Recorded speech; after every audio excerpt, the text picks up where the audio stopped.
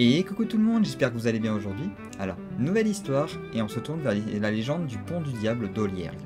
Je vous laisse découvrir tout ça en vidéo.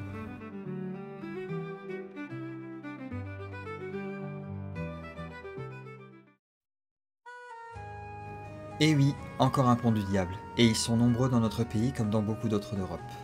Comme souvent, en échange d'une âme, le diable a accepté de construire un pont. Ce qui est tout de même une offre assez compétitive sur le marché de nos jours, vous ne trouvez pas? Blague à part, voici l'histoire du pont d'Oliergue, car il n'y a non pas une, mais bien deux histoires sur ce pont.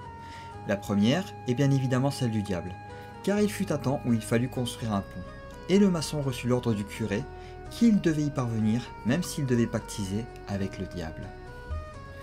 Autant dire que cela ne prit pas bien longtemps, et le malin accepta de construire un pont en échange de la classique première âme qui le traverserait.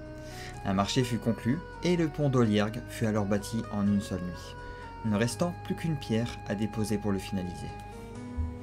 Et au petit matin, le curé arriva avec un sac contenant la fameuse première âme. Il le retourna et un chat en sortit, rapidement poursuivi par un chien ayant été amené avec spécialement pour le rabattre sur le pont.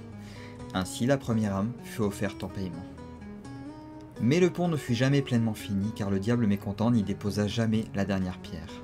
Et maintenant, tournons-nous vers la seconde histoire, un peu plus terrifiante, car un esprit rôde autour de ce pont depuis, la fameuse laveuse de nuit. On peut l'apercevoir au clair de lune, lavant tranquillement son linge avec une pierre bleue bien étrange. Nous avons déjà pu voir un être similaire portant le nom de lavandière de nuit par le passé, et cet esprit semble bien semblable à une exception près. Si vous venez à la croiser, elle vous demandera de l'aide pour tordre le linge afin de l'essorer. Acceptez par pure bonté, et les gouttes qui en tomberont se changeront en perles de saphir dès l'instant où elles seront touchées par la lumière de la lune, et vous serez libre de repartir avec un petit pactole. Refusez ou acceptez par appât du gain, et la laveuse vous attrapera pour vous mettre la tête dans l'eau, ou vous brisera le bras avant de s'enfuir en riant.